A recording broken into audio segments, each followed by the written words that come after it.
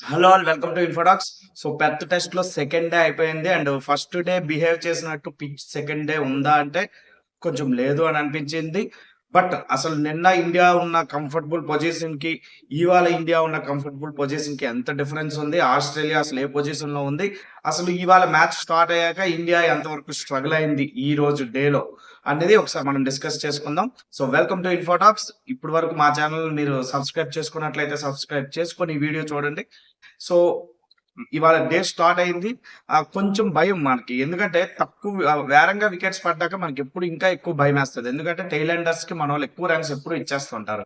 So అవ్ ఏ team అయినా కూడా మనతోటి చాలా ఎక్కువ టైము వెయిట్ చేయిస్తాయి. ఆ లాస్ట్ 2-3 వికెట్స్ రావడానికి చాలా ఎక్కువ టైం ఆడేసుకుంటాయి మనతో. మన బౌలర్స్‌ని గాని, ఆ టైంలో మన బౌలర్స్ చేసే మిస్టేక్‌లు కూడా అలాంటివే ఉంటాయి. బట్ ఇవాళ మాత్రం జరిగింది చాలా డిఫరెంట్‌గా ఉంది. మన బౌలర్స్ మిస్టేక్స్ పెద్దగా చేయలేదు. బట్ బాల్ మనకు కొంచెం ఇబ్బందికరంగా మారింది. అంటే బాల్ బాగా ఓల్డ్ అయింది. సో, ఆ ఓల్డ్ అయిన బాల్‌లో కొంచెం ఎంత డిసిప్లైన్‌గా బాల్ వేస్తున్నా కూడా ఒక లూజ్ బాల్‌కి వాళ్ళు రన్స్ అయితే చేయడం జరిగింది. నిన్న వీడియోలో మనం 47, 47 అన్నాం. యాక్చువల్‌గా 47 అప్పుడు సెవెంత్ వికెట్ పడింది. సో, దీని వల్ల నేను 47 అన్నాను గానీ యాక్చువల్‌గా నిన్నే 67 రన్స్ వాళ్ళు స్కోర్ చేయడం జరిగింది. బట్ అది నేను కొంచెం కన్‌ఫ్యూజన్ అంటే రాంగ్‌గా చెప్పడం జరిగింది. సో, 67తో వాళ్ళు దిగారు. 67 for 7 and Alex Carey and Mitchell Starc ఇద్దరు బ్యాటింగ్‌లో ఉన్నారు. సో, ఇవాళ మార్నింగ్ రావడమే హర్షిత్ రాణాకి ఇచ్చారు bowling. And Harshit Rana bowling చేస్తున్నప్పుడల్లా మిచెల్ స్టార్క్ డిఫరెంట్ లుక్స్ ఇస్తున్నాడు. అంటే డిఫరెంట్ లుక్స్ అంటే ఏదో ఓల్డ్ ఫ్రెండ్స్ మీట్ అవుతున్నట్టుగా అనిపించింది ఆ లుక్స్‌లో. ఎందుకబ్బా అంటే అప్పుడు గుర్తొచ్చింది నాకు. యాక్చువల్‌గా ఇప్పుడు మిచెల్ స్టార్క్ కోల్‌కతాలో లేడు గానీ, లాస్ట్ ఇయర్ కోల్‌కతా విన్నింగ్ స్క్వాడ్‌లో వాళ్ళిద్దరూ టీమ్‌మేట్స్. సో, మిచెల్ స్టార్క్ యాక్చువల్‌గా హర్షిత్ రాణా బౌలింగ్‌కి చాలా ఇంప్రెస్ అయ్యాడు. అంటే స్టార్టింగ్ నిజంగా చెప్పాలంటే ఇదొక నిజమైన బ్యాటిల్ అనుకోవచ్చు. అంటే మిచెల్ స్టార్క్ నిజమైన అంటే ట్రూ బ్యాట్స్‌మన్ కాదు. యాక్చువల్‌గా చెప్పాలంటే బౌలర్, బ్యాటింగ్ బానే చేస్తాడు. బట్ నిజంగా బ్యాట్స్‌మన్ కాదు కానీ నిజంగా ఈ బ్యాటిల్ మాత్రం ఒక బౌలర్‌కి బ్యాట్స్‌మన్‌కి మధ్యలో జరిగినట్టుగానే నడిచింది. ఎందుకంటే మిచెల్ స్టార్క్‌ని చాలా ఎక్కువ ఇబ్బంది పెట్టాడు Harshit Rana. But Mitchell Starc ఏమీ కూడా ఎక్కడ కూడా జంకకుండా అంటే హైట్‌కి తగ్గట్టు ఎంత బౌన్స్ ఏసి ఇబ్బంది పెడుతున్నా కూడా మిచెల్ స్టార్క్ చాలా ధైర్యంగానే నిలబడి, చాలా చాకచక్యంగానే కొంచెం ఆ బాల్‌ని తనకి లూజ్‌గా వస్తున్న టైంలోని కొంచెం హిట్ చేయడం స్టార్ట్ చేశాడు. బట్ ఏదైనా మాత్రం ఆ బ్యాటింగ్ చాలా బాగుంది. And Harshit Rana bowling Starc impress అయ్యాడు యాక్చువల్‌గా. ఆ విషయం ఆ స్మైల్‌లో గట్టా మనకు అర్థమైంది. హర్షిత్ రాణా ఆ విషయంలో మాత్రం చాలా సక్సెస్ అయ్యాడు. అండ్ ఆఫ్‌కోర్స్ లాస్ట్‌లో స్టార్క్ వికెట్ తీసింది కూడా హర్షిత్ రాణా. బట్ ఆ వికెట్ తీయడానికి మాత్రం చాలా ఇబ్బందులు, తిప్పలు అనేది మనోళ్ళకి స్టార్క్ పెట్టాడు. అంటే స్టార్క్ ఏంటి యాక్చువల్‌గా స్టార్క్‌ని వేరంగా ఔట్ చేస్తే బెస్ట్ అని అనుకుంటున్న టైంలో లేదు, అలెక్స్ క్యారీ ఔట్ అయ్యాడు. అలెక్స్ క్యారీ ఔట్ అయ్యాడు. అది కూడా మనకి ఆ ఫస్ట్ బ్లో బుమ్రాయే ఇచ్చాడు మళ్ళీ. సో, బుమ్రా ఎప్పుడైనా మన ఇండియా విన్ అవ్వాలంటే బుమ్రా ఎప్పుడు అన్ని రకాలుగా ప్రయత్నాలు చేస్తూనే ఉంటాడు. అండ్ కెప్టెన్ కాబట్టి ఇంకా ఎక్కువ ప్రయత్నాలు చేశాడు.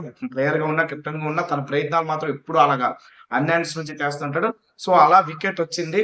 ఆ తర్వాత మాత్రం మంచి బాల్ బుమ్రా అలెక్స్ క్యారీకి వేయడం వల్ల ఔట్ అయ్యాడు.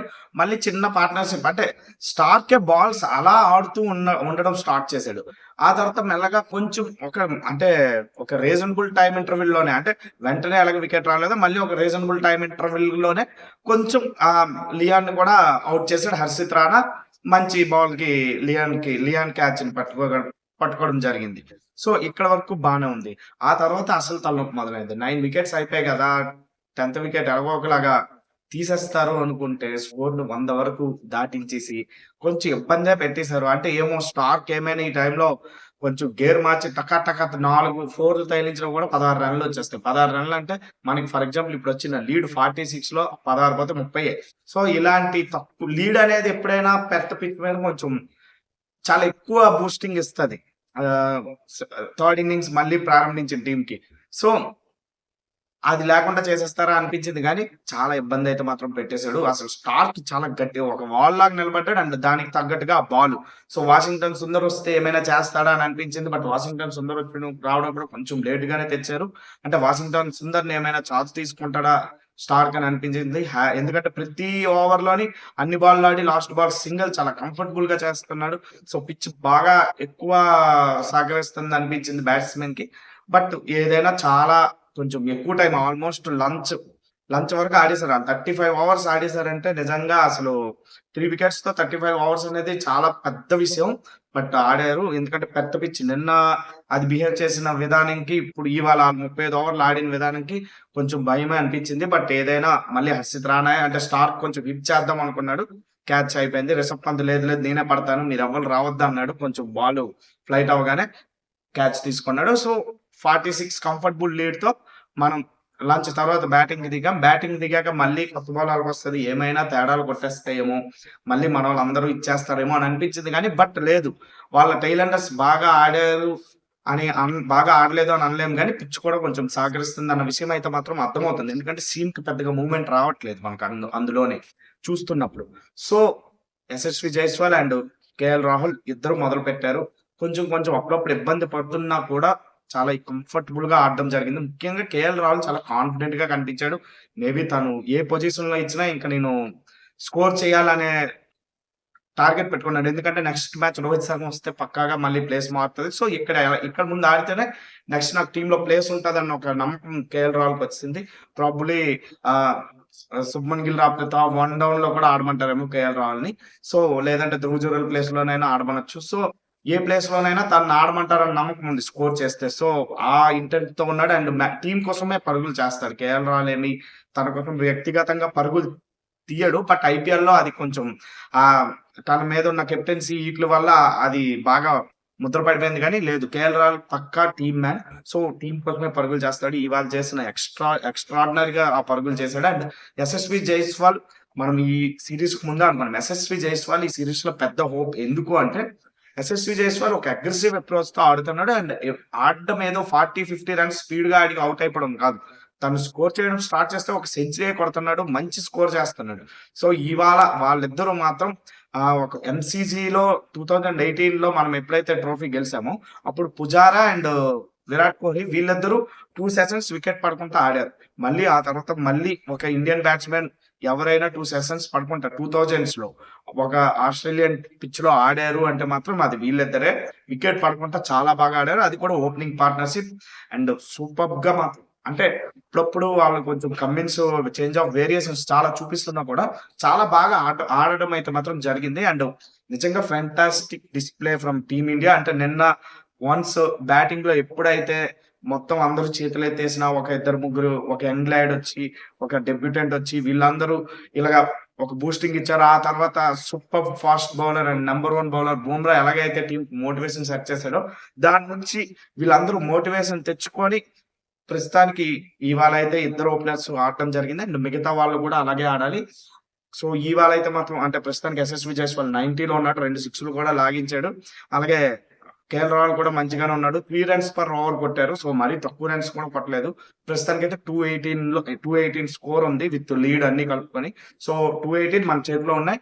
నాకు తెలిసినంత వరకు ఇవాళ సెకండ్ డే, ఇంకా రేపు థర్డ్ డే కాబట్టి రేపు ఈవినింగ్ వరకు మనం ఆడితేనే మనం ఆస్ట్రేలియాని నమ్మగలం. రేపు ఈవినింగ్ వరకు ఆడాలంటే ఒక 400 స్కోర్ మన చేతిలో ఉండాలి.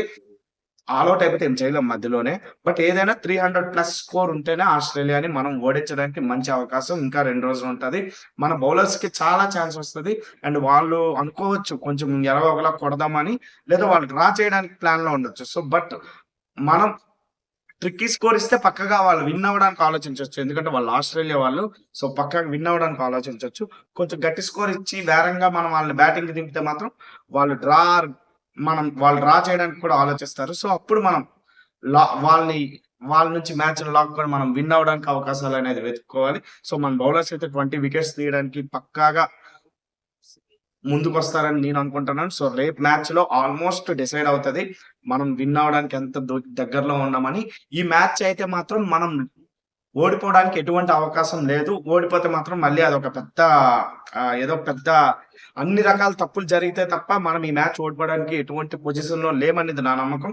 ఆస్ట్రేలియా వాళ్ళు ఈ మ్యాచ్ ఆల్మోస్ట్ ఓడిపోవాలి లేదా ఆళ్ళకి అన్ని ఛాన్సెస్ ఉన్నాయి యాక్చువల్‌గా. ఓడిపోవడానికి, డ్రాకి, గెలవడానికి అనేది ఎప్పుడు ప్రతి మనిషికి ఒక అవకాశం ఉంటది కాబట్టి సో గెలవడానికి ప్రతి మనిషికి అవకాశం ఉంటది. బట్ వాళ్ళ చేతిలో ఉన్న 2 ఆప్షన్స్ అయితే ఈ మ్యాచ్ డ్రా చేసుకోవడం లేదా ఓడిపోవడం.